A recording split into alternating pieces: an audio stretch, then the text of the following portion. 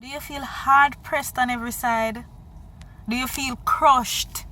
Do you feel perplexed? Do you feel persecuted? And even as you trod along this life, you will be backed up against the wall a couple times. But hear what the word of God says.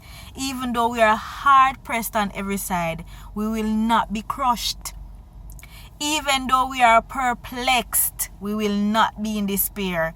Even though we will be persecuted, we will not be abandoned. And even though we are struck down, listen, we will not be destroyed.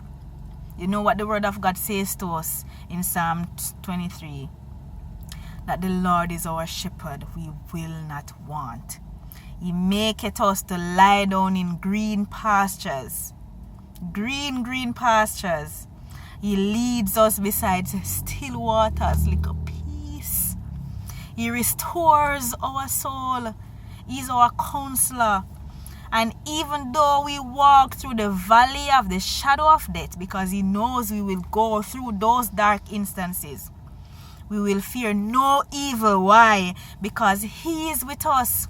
His rod and his staff, it comforts us. He prepares a table in front of us. But guess what? In the presence of your enemies. So your enemies will watch when you're basking in the blessings that God will provide for you. You understand? He prepares that table before you in the presence of your enemies. He anoints your head with oil. Your cup will run over. Your cup will run over. So here what you have to make sure you do. Make sure you have your cup and your saucer and backup cup and backup saucer. Get a barrel. Get a tank, because your cup will run over.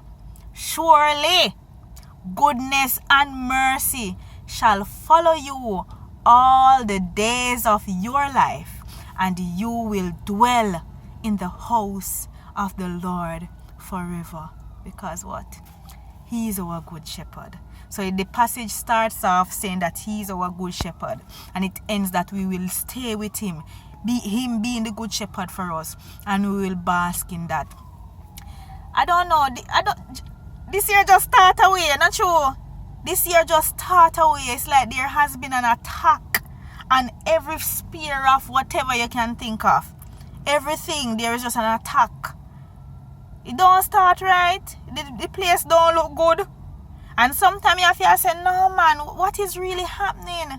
And I think we need to be so committed to what we are doing. I spoke about, we need to pledge the allegiance, whether we're gonna choose to be hot or cold and go fight your battle, but you can't in between. Well, because it not affect me not do nothing about it. Your day is coming. So you have to get up and start fight. Start fight for others in the meantime. I was reading about, probably you notice how birds fly. They always fly together, but not only that, they fly in a triangle. No, there is a reason why they do that. They put the strongest bird at the front. Then the birds gradually fall in line, forming that triangle behind that strongest bird. And what happens is, the strongest bird, because his wings are flapping, it would reduce the speed of the wind that is coming for the birds behind, and therefore the weaker birds now will start coming behind, because they will experience a weaker wind speed, if you understand what I'm saying. Now when the bird at the front gets tired, he drops and goes to the back, and then those behind would have rested a little, they move up to the front. They design, may I tell you, when you see how science and creation, how everything that God made, and you understand the logics behind some of this, something you are just so in awe, because birds can't talk, yet still they can agree to work together for the common good of everybody. So it's not that the strong one gone off by himself and I say, me strong, me no need nobody, so me I fly over here so by myself. No, they work together.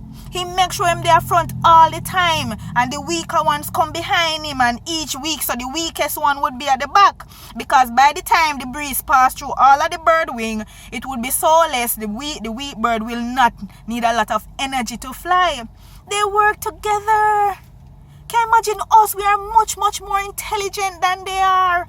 Why is it that we can't work together and love up people more and look out for each other? When you see a brother and sister falling, help them up.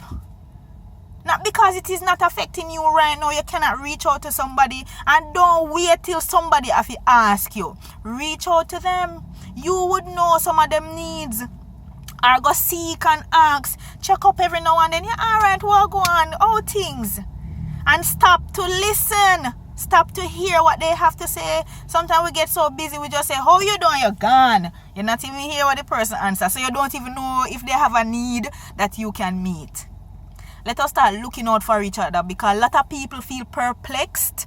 A lot of people feel crushed. A lot of persons are backed up on the wall. A lot of marriages are going through stuff. A lot of children are getting wayward. A lot of things are happening. But if we can partner together, we can all win together. This is not when you did in a school and you compete to come first, second and third. All of us can come first. All of us can win, and all of us, I believe, should win.